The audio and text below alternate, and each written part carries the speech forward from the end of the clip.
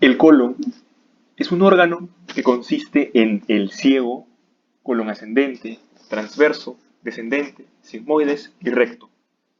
La longitud total de todo el colon es aproximadamente 120 a 200 centímetros.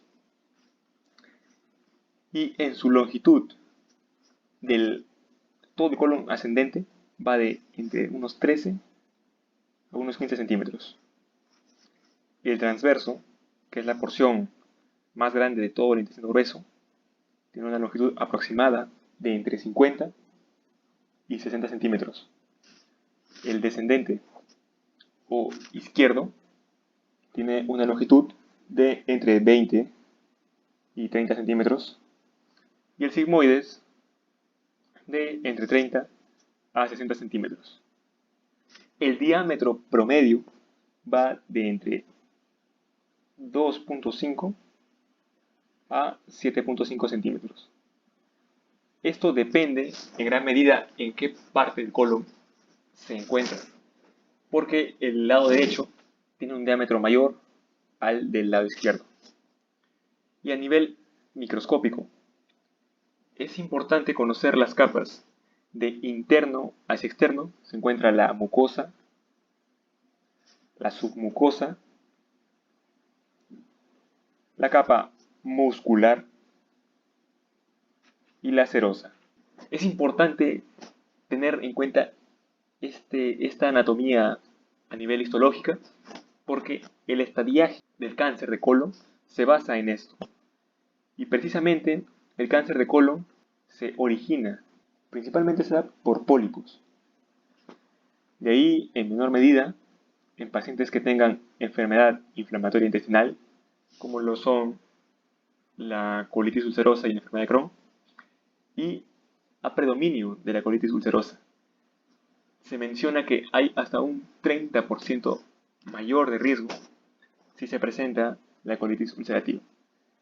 Otro factor importante es la dieta, la cual es rica en colesterol y baja en fibra.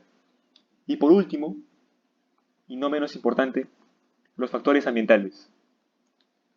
Los factores ambientales hacen mención a que los emigrantes de zonas de bajo riesgo de presentar cáncer de colon migran a algún lugar donde este tipo de cáncer es frecuente y por ende se convierte como tal en un factor de riesgo. Los pólipos, a su vez, se clasifican, tienen una clasificación dependiendo de la presentación histológica que tienen. Es decir, podemos encontrar pólipos de tipo adenomatosos, también denominado adenomas. También podemos encontrar tipos de pólipos cerrados y se menciona que hay otros tipos de pólipos. Los pólipos adenomatosos constituyen del 60 al 70% de todos los pólipos encontrados en el cáncer de colon. Y estos se subdividen, a su vez se clasifican en tubulares, en vellosos y la combinación de ambos, los túbulo-vellosos. Los tubulares constituyen el 85% de todos los pólipos adenomatosos. Los vellosos en muy baja frecuencia un 5% y los túbulo-vellosos aproximadamente un 10%. Los pólipos cerrados también se clasifican, tienen una clasificación. Estos son los pólipos cerrados hiperplásicos, que a su vez constituyen también la mayor parte de pólipos cerrados, con un 85%. Están también los pólipos cerrados tipo sésil, que constituyen aproximadamente entre un 10 a un 13% de los cerrados. Y en muy baja frecuencia, los pólipos cerrados tradicionales, propiamente dicho. Dentro de los otros tipos de pólipos se encuentran los pólipos amartomatosos, los pólipos inflamatorios, también denominados pseudopólipos, y los pólipos fibrinoides. La característica principal de estos dos últimos es que carecen de malignización.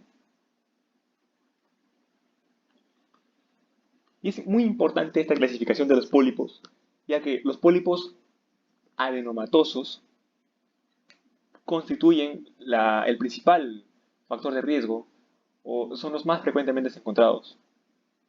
Y es importante esta clasificación de los pólipos, ya que está asociado a lo que viene a ser el cáncer colorectal hereditario. Y muchos de esos presentados acá, que se van a explicar más adelante, están muy asociados a esta variante. Ahora, otro tipo de clasificación del cáncer de colon es si son hereditarios o no. Será hereditario con su clasificación de síndrome polipósico, el cual quiere decir que se encuentran más de 10 pólipos, o también puede ser un tipo de cáncer colorectal hereditario, pero no polipósico, es decir, menos de 10 pólipos. A su vez, el síndrome polipósico se subclasifica, se subdivide tanto en la famosa poliposis adenomatosa familiar y también, en menor medida, en los amartomatosos.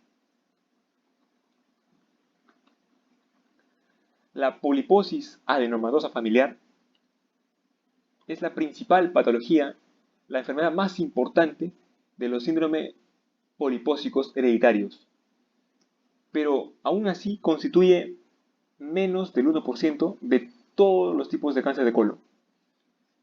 Y es muy poco frecuente, obviamente. Esta patología se da porque hay una mutación.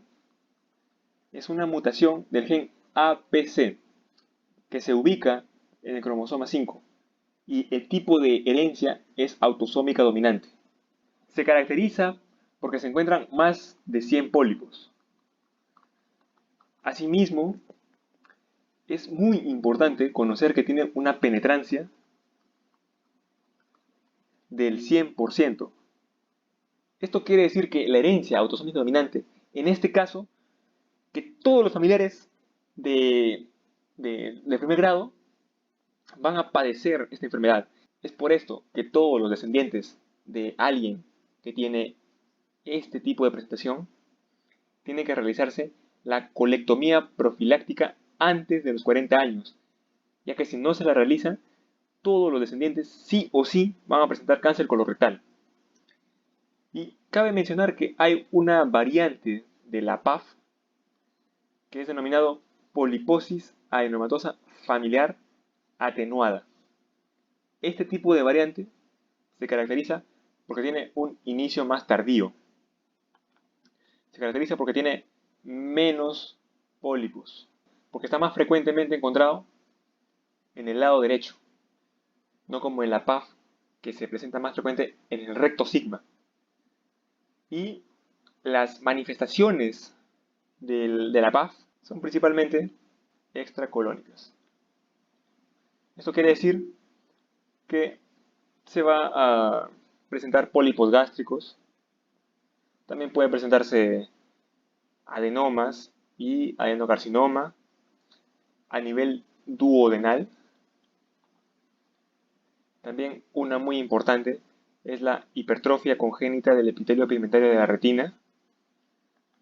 También se puede presentar osteomas.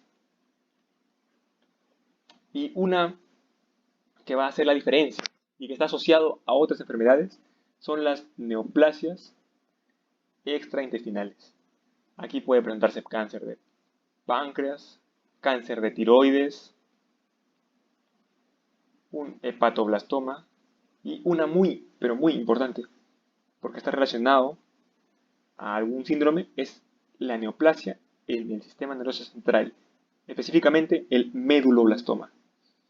Y es importante porque cuando se asocia la PAF a, a una neoplasia extraintestinal en el sistema nervioso central, se denomina síndrome de Turcot. Y cuando se manifiesta de manera extraintestinal, la PAF se denomina síndrome de Gardner. Fundamental conocer esto. Ahora, ¿cuál es el tratamiento? El tratamiento consiste en la procto, o sea, recto, colectomía, colon, con un reservorio ileal, pero con una anastomosis ileoanal.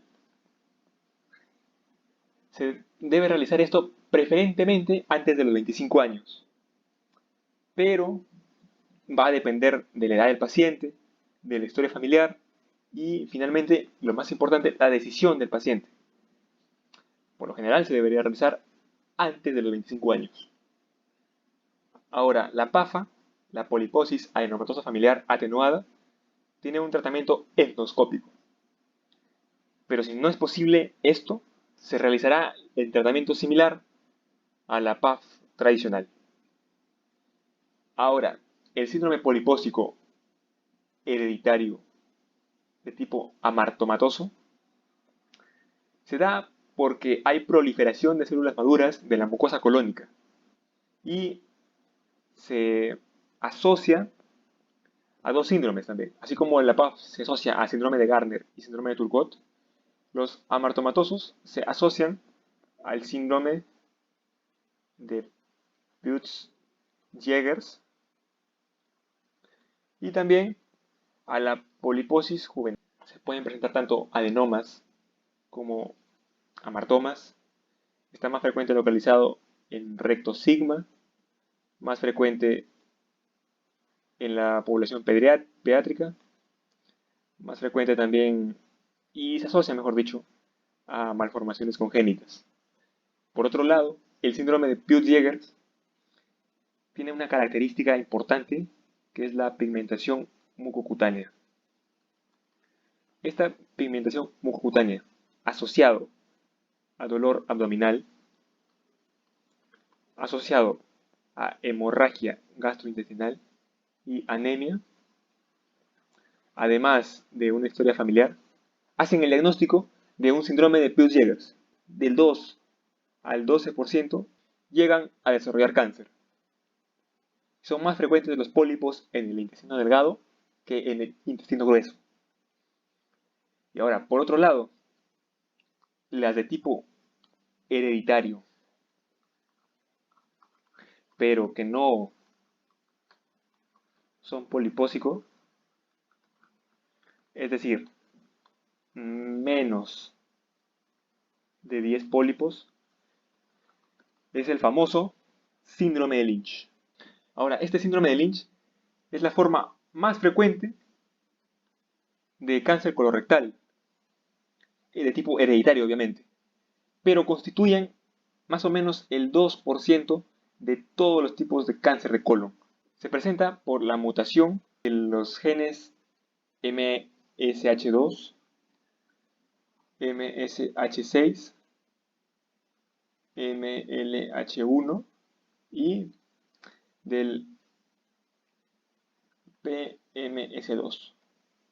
Estos genes son reparadores del ADN. Una mutación, evidentemente, iniciará la cascada de la neoplasia. Existen dos tipos del síndrome de Lynch.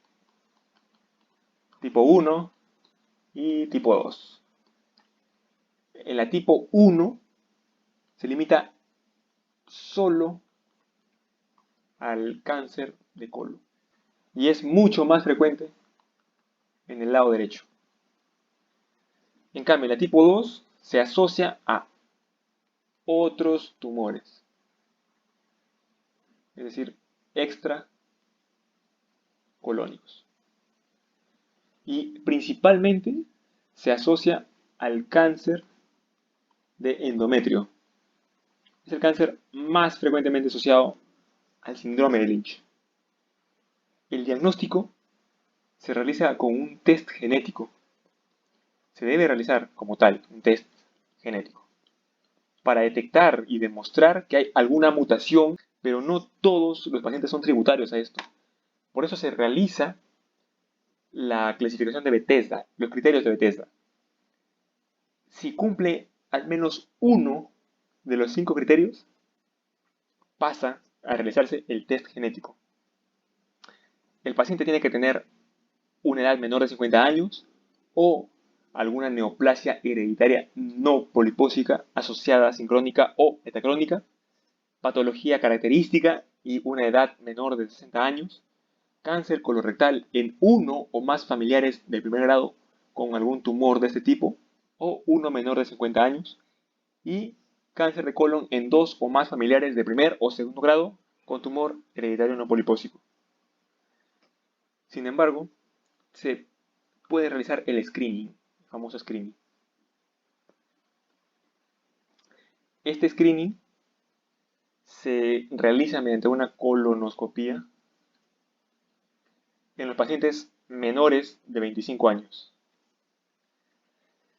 Pero cabe mencionar que si el cáncer del familiar más joven se diagnostica antes de los 25 años, es decir, el parentesco precursor más joven se diagnostica antes de los 25 años, a los descendientes se les debe realizar una colonoscopía 5 años antes de la que le presentó el paciente. Es decir, suponiendo que alguien lo presenta a los 20 años, los descendientes van a realizarse el screening a partir de los 15.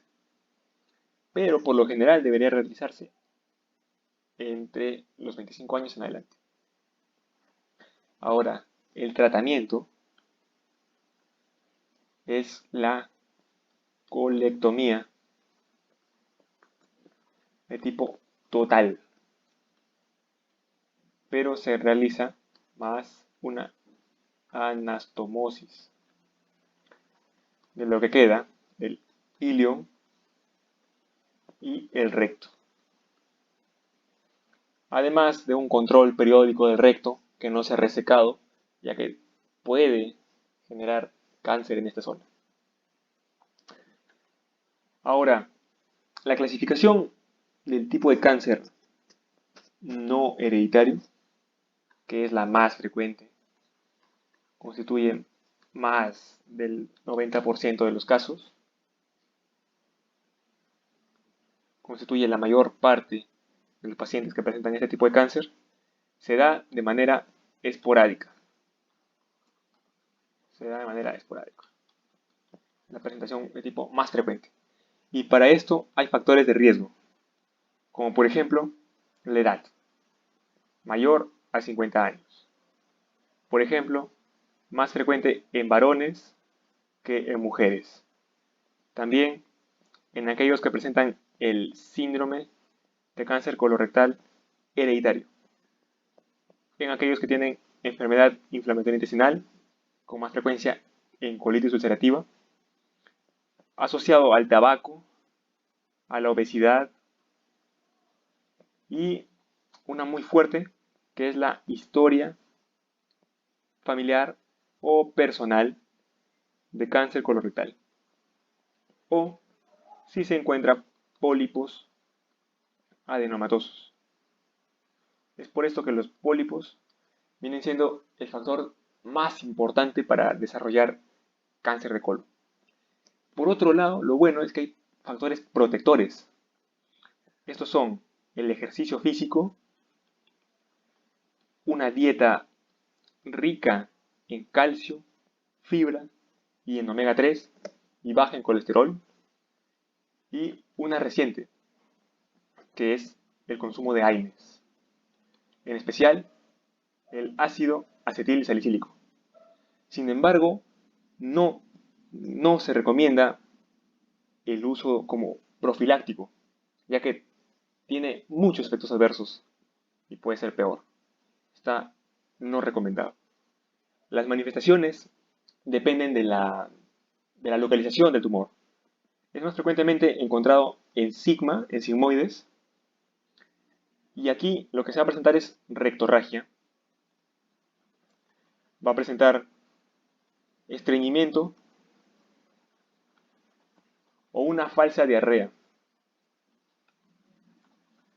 También puede presentarse obstrucción intestinal, ya que en el lado izquierdo es donde más se presenta de manera obstructiva. Luego el recto, que es la otra forma de presentación, donde se presenta con urgencia rectal. Se puede presentar también con tenesmo o con diarrea que parece una diarrea infecciosa, es decir, con moco y sangre. Ahora, si el colon, el tumor se localiza a nivel del cecal y el colon ascendente,